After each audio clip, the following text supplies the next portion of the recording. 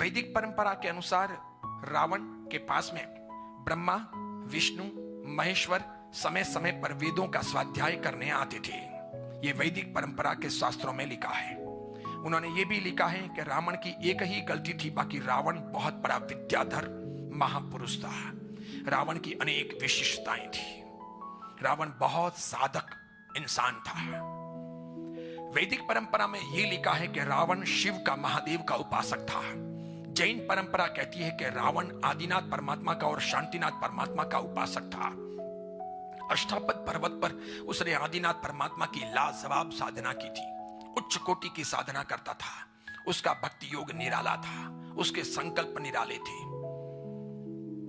उसकी कई प्रतिज्ञाएं थी। उसने जीवन के अंत काल तक उन प्रतिज्ञाओं को कभी नहीं तोड़ा।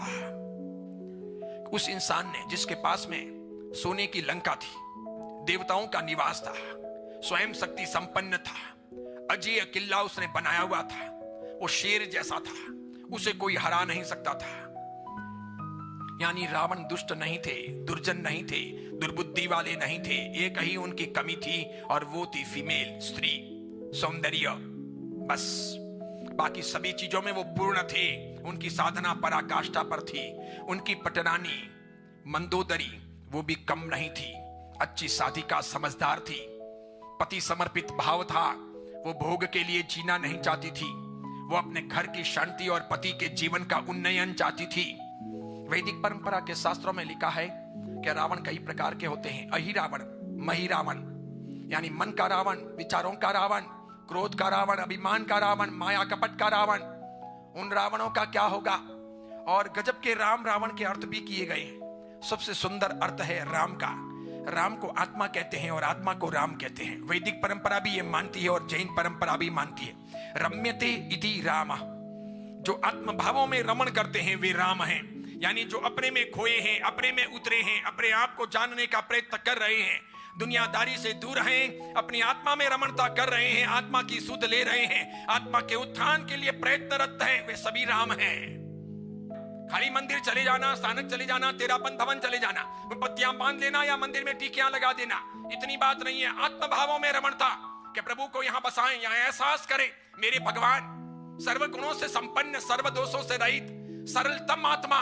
क्रोध नहीं, अभिमान नहीं, माया नहीं, कपट नहीं, लोभ नहीं, लालसा नहीं, ईर्ष्या नहीं, जलन नहीं, तुच्छता नहीं, हीनता नहीं, कमी बेशी नहीं, पक्षपात नहीं, भेदभाव नहीं, मिथ्यात्व नहीं, अज्ञान नहीं, मोह नहीं, भय नहीं, निद्रा नहीं, तुच्छता नहीं, हीनता नहीं, कोई कमी बेशी नहीं, हास्य नहीं, रति नहीं, वीर्यांतराय नहीं, भोगांतराय नहीं, उपभोगांतराय नहीं, दानांतराय नहीं, कुछ भी नहीं।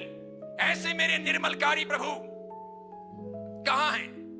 वैदिक परंपरा के कुछ लोग ही इन चीजों पर व्याख्यान देते हैं। बाकी सब रावण खराब है, रावण बुरा है, रावण खराब है, रावण बुरा है, रावण दुष्ट है, यही कहते हैं।